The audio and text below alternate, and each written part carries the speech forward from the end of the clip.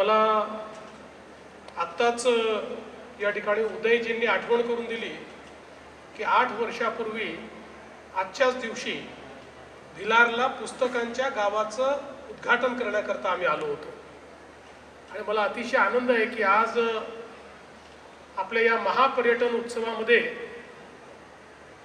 समारोपीय कार्यक्रमाकरता मी उपस्थित आहे। खरं म्हणजे गेले 4 दिवस मुंबईमध्ये waves world audio visual entertainment summit हे सुरू आहे आणि ऑडिओ व्हिज्युअल एंटरटेनमेंट या क्षेत्रातील जगातील सर्व प्रमुख लोक ज्याला आपण हुज हू म्हणतो हे मुंबईमध्ये आहेत।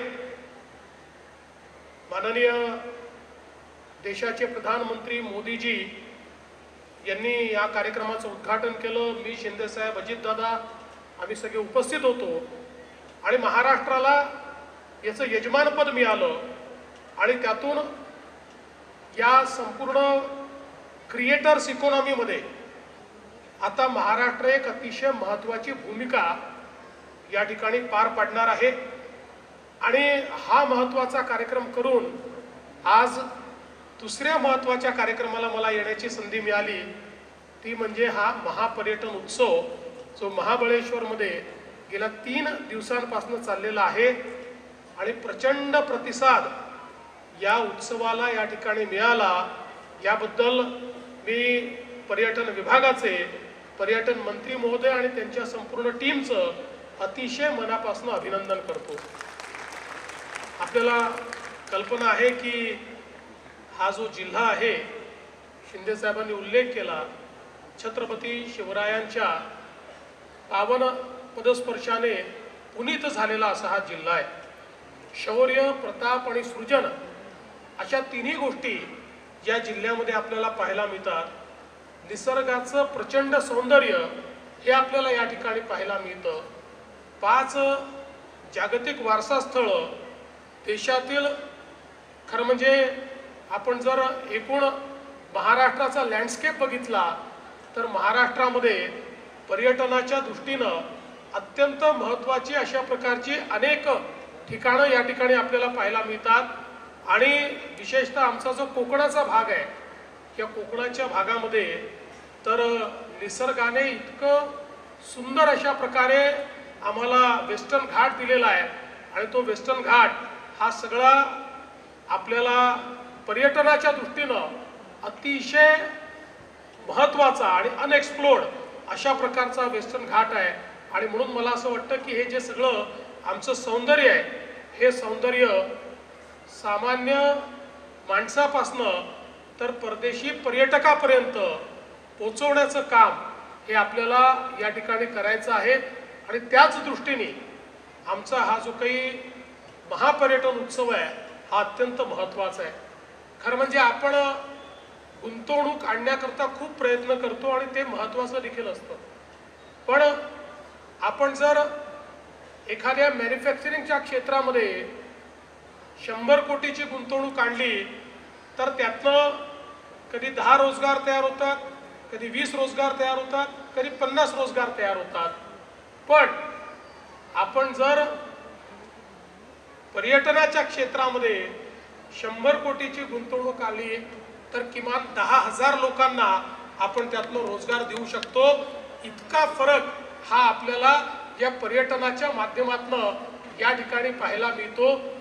जगामध्ये सर्वाधिक रोजगार उपलब्ध करून देणारं जर कुठला उद्योग असेल तर तो पर्यटनाचा उद्योग आहे आणि म्हणूनच याला जेवढं जास्तीत जास्त पाठबळ आपण देऊ शकू मला असं वाटतं तेवढं आपण रोजगाराची निर्मिती देखील करू शकू आणि विशेषतः लोकल कम्युनिटीजला जी अधिकारिकता द्यायची आहे तीही याच माध्यमातून आपल्याला देता येईल आणि मला असं वाटतं की त्याचाच एक नमुना म्हणून आज हा महापर्यटन उत्सव आपल्याला पाहायला मिळतोय। आज देशामध्ये पर्यटनाच्या क्षेत्रामध्ये आपण 5व्या क्रमांकावर आहोत। खरं म्हणजे 5 जागतिक वारसा स्थळ आपल्याकडे आहेत, 7 व्याघ्र प्रकल्प आपल्याकडे आहेत, समृद्ध लेण्या आपल्याकडे आहेत, भारतातील सर्वात प्रेक्षणीय किल्ले हे देखील आपल्याकडे आहेत. 750 किलोमीटरचा समुद्र किनारा हा आपल्याकडे आहे. इतकं विविध प्रकारचं सौंदर्य आणि इतकी विविध प्रकारची पर्यटन स्थळं ही देशातल्या कुठल्याही राज्याकडे नाहीत. आणि म्हणूनच आपण जर प्रयत्न केला तर निश्चितपणे देशामध्ये पर्यटनाच्या क्षेत्रात पहिल्या क्रमांकावर येण्याची संधी आपल्याला आहे आणि सर्वाधिक विदेशी पर्यटक देखील आकर्षित करण्याची संधी देखील आपल्याला आहे. मला विश्वास आहे की शंभूराजे तुमच्या नेतृत्वामध्ये आपण दरवर्षी एक एक पाऊल पुढे जाऊ आणि निश्चितपणे महाराष्ट्राला पर्यटनाच्या क्षेत्रामध्ये पहिल्या क्रमांकावर आणण्याचं काम हे येत्या 5 वर्षामध्ये आपण करून दाखवू. खरं तर पर्यटनाच्या दृष्टीनं ज्या महत्त्वाच्या गोष्टी असतात त्याच्यामध्ये काही बेसिक इन्फ्रास्ट्रक्चर हे महत्त्वाचं असतं, ज्याच्यामध्ये पर्यटन स्थळापर्यंत पोचणारे उत्तम रस्ते, पर्यटन स्थळाची सफाई, त्या ठिकाणच्या पब्लिक ॲम्युनिटीज, पब्लिक शौचालय हे देखील स्वच्छ असले पाहिजेत, त्या ठिकाणच्या पब्लिक ॲम्युनिटीज चांगल्या असल्या पाहिजेत. या काही बेसिक गोष्टी जरी आपण केल्या तरी देखील पर्यटक त्या ठिकाणी येत असतात. आणि सगळ्यात महत्त्वाचं असतं की पर्यटनाकरता एक पर्यटनाची संस्कृती असते, जी जर आपण तयार करू शकलो आणि ही संस्कृती तयार करायची असेल तर जेवढ्या लोकल कम्युनिटीज असतात त्याचं जेवढं इन्व्हॉल्वमेंट हे पर्यटनामध्ये वाढेल तेवढं त्या ठिकाणी पर्यटन अधिक चांगल्या प्रकारे होतं. पर्यटकांना अधिक एक्सपिरियन्स हा त्या ठिकाणी प्राप्त होत असतो. अलीकडच्या काळामध्ये पर्यटनाचा अर्थ एक्सपिरियन्स आहे. हा एक्सपिरियन्स जर आपण देऊ शकलो तर पर्यटक येतात, ते थांबतात. आणि मला असं वाटतं की या दृष्टीनं 2 गोष्टी पर्यटन विभागाने निश्चितपणे केल्या पाहिजेत. त्या आपण करताच आहात, पण त्या अधिक प्रभावीपणे आपण केल्या पाहिजेत. एक संपूर्ण वर्षभराचं आपलं महोत्सवाचं कॅलेंडर आपण तयार केलं पाहिजे. जानेवारीत कुठे महोत्सव होईल, फेब्रुवारीत कुठे महोत्सव होईल, अशा प्रकारचं त्या त्या भागामध्ये ते जे सण आहेत, वार आहेत, त्या ठिकाणचं जे महात्म्य आहे, जे स्थान महात्म्य आहे, त्या स्थानावरचं उत्सवाचं महात्म्य आहे, असं सगळं एकत्रित आपण जर टिपून घेतलं म्हणजे आषाढीच्या काळामध्ये आपण पर्यटनाकरता लोकांना त्या ठिकाणी पंढरपूरला घेऊन जाऊ शकतो आणि लोकांना तो जो काही वैष्णवांचा मेळा आहे तो दाखवू शकतो.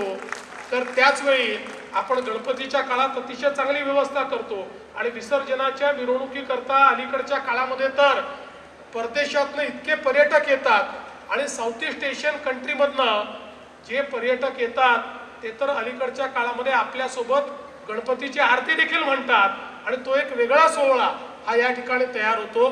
त्यामुळे अशा प्रकारचं एक पूर्ण कॅलेंडर वर्षभराचं हे आपलं असलं पाहिजे, जे पब्लिक डोमेनमध्ये असलं पाहिजे, जे प्रत्येकाला माहिती असलं पाहिजे.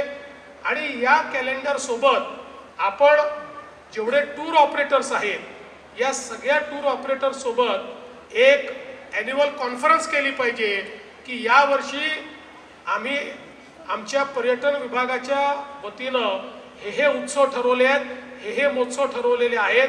त्यामुळे तुमचे टूर्स देखील तुम्ही तशा प्रकारे त्या ठिकाणी ऑर्गनाईज करा.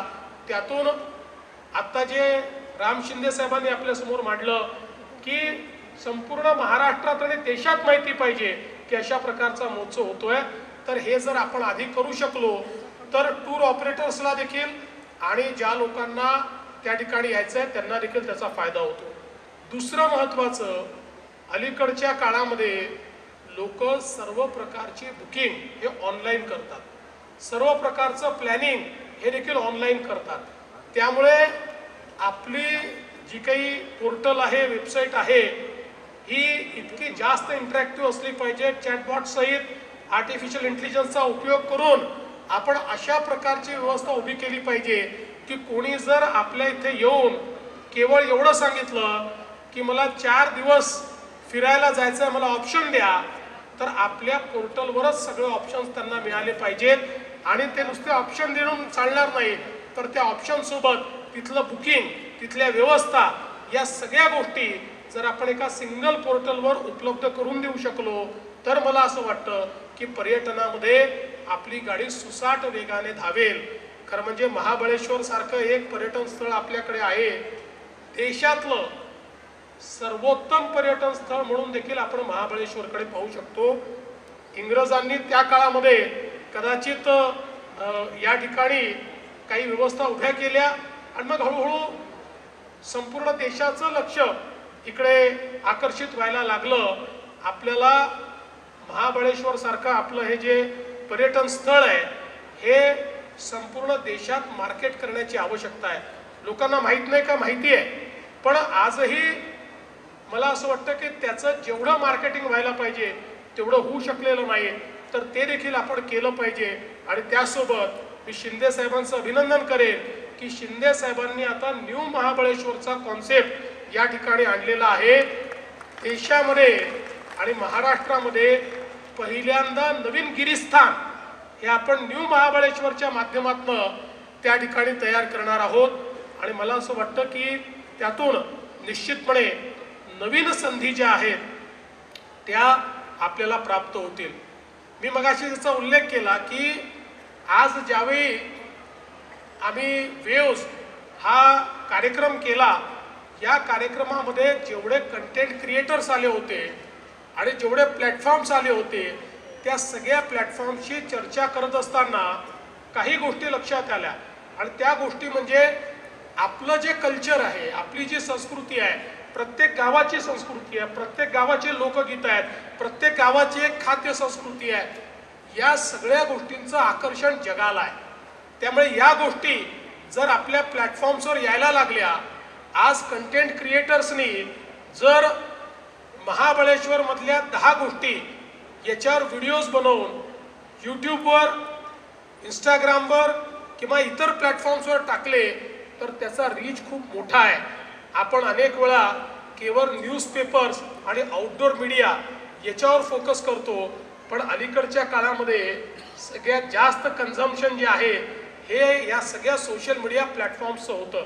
आणि आता आपल्या या सगळ्या गोष्टींना किती मागणी आहे तर आपल्याला सांगतो की मी ज्यावेळेस स्पॉटिफाय हे एक प्लॅटफॉर्म आहे म्युझिक करता अतिशय तो महत्त्वाचा प्लॅटफॉर्म मानला जातो, त्यांच्या सीईओशी मी चर्चा करत होतो त्यावेळेस 2 गोष्टी त्यांनी मला सांगितल्या.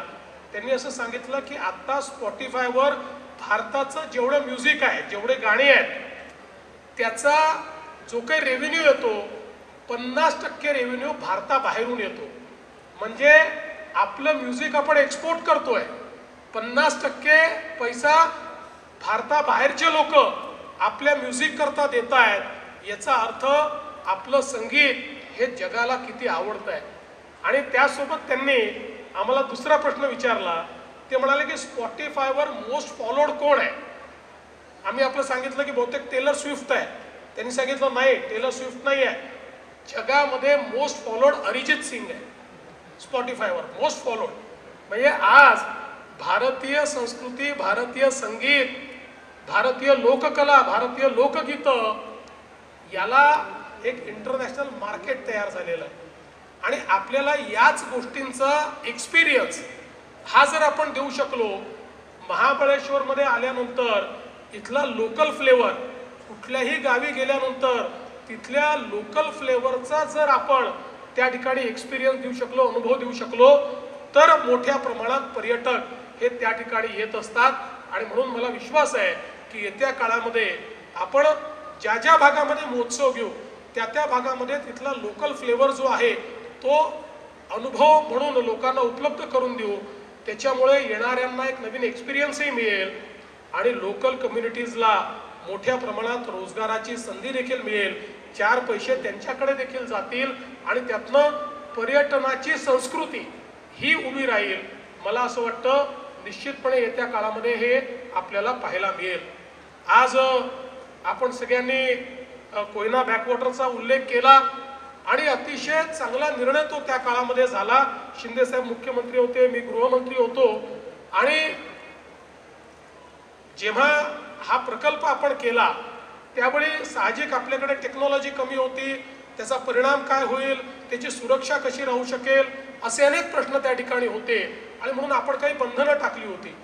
आज त्या बंधनांची आवश्यकता नाही आणि म्हणून आपण एक कमिटी तयार केली आणि त्या कमिटीने रिपोर्ट दिला आणि आता त्या कोयनाच्या बॅकवॉटरमध्ये आपण त्याच्यावरची रिस्ट्रिक्शन्स ही दूर केले आणि आता अतिशय चांगलं अशा प्रकारची पर्यटनाची व्यवस्था ही त्या ठिकाणी उभी राहते. आणि निश्चितपणे मला असं वाटतं की आता शंभूराजे आपण किंवा शिंदे साहेबांनी जे सांगितलं किंवा आमचे शिवेंद्र बाबा देखील जे सातत्याने म्हणत असतात, आपण जरूर पुढचा महोत्सव हा त्या ठिकाणी घेऊया आणि त्या महोत्सवाच्या माध्यमातून लोकांना आपण वॉटर स्पोर्ट्स आणि त्याच्या अवतीभोवती जी संस्कृती आहे त्याचा एक्सपिरियन्स हा घडवून आणण्याचा प्रयत्न आपण निश्चितपणे करू. आपण आता मला असं वाटतं की वेगवेगळ्या प्रकारे जे काही आपलं मरीन टुरिझम आहे त्याच्यामध्ये देखील अतिशय चांगलं काम करतात. लवकरच आपण म्हणजे हे म्हणणं वेगळ्या पद्धतीचा बोट बुडवायची आहे. आपल्याला बोट बुडवायची आहे. कुठे बुडवणार आहोत आपण?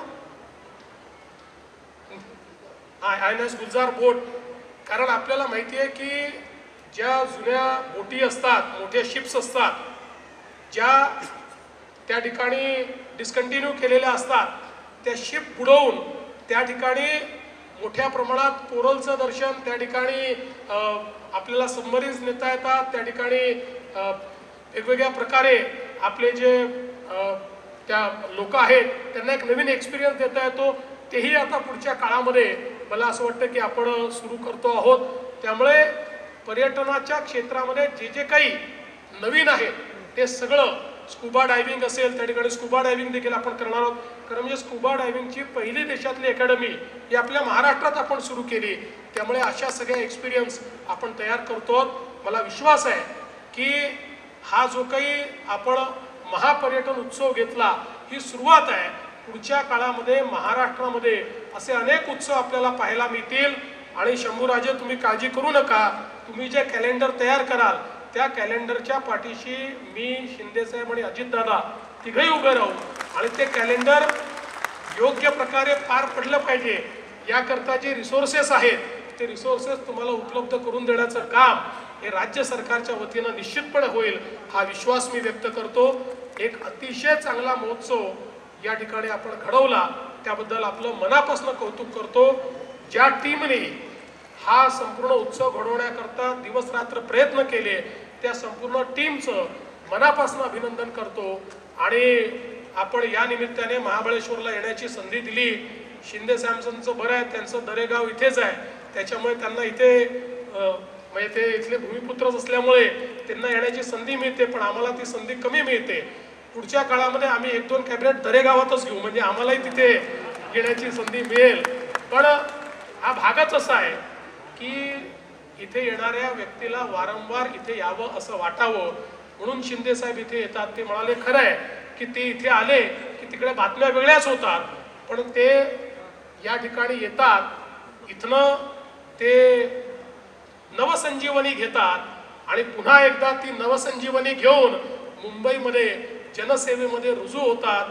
तशीच नवसंजीवनी घेण्याकरता शिंदेसाहेब आम्हालाही वारंवार या ठिकाणी बोलवा अशी आपल्याला विनंती करतो आणि आपल्या सर्वांचे आभार मानून माझे 2 शब्द संपवतो.